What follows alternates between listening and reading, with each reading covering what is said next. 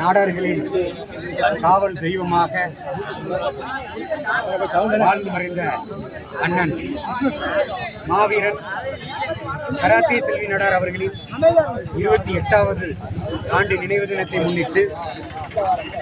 ஒட்டுமொத்த நாடார் சமுதாயத்தின் சார்பாகவும் எங்களின்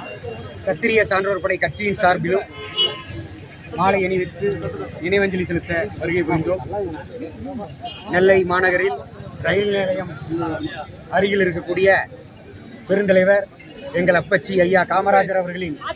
திருவுருவ சிலைக்கு மாலை அணிவித்து மரியாதை செலுத்திய உடன் இப்பொழுது அண்ணன் கராத்தே செல்வி நாடார் அவர்களின் தென்காசி மாவட்டம் பெரிய கோவிலில் கோவில் திருப்பணிகள் நடந்து கொண்டிருப்பதை இந்த நாடு அறியும். தென்காசி கோபுரம் தந்த மகத்தான உன்னத மனிதர், 2ஆம் பராக்கிரம பாண்டியன் என்று அழைக்கக்கூடிய தினத்தின்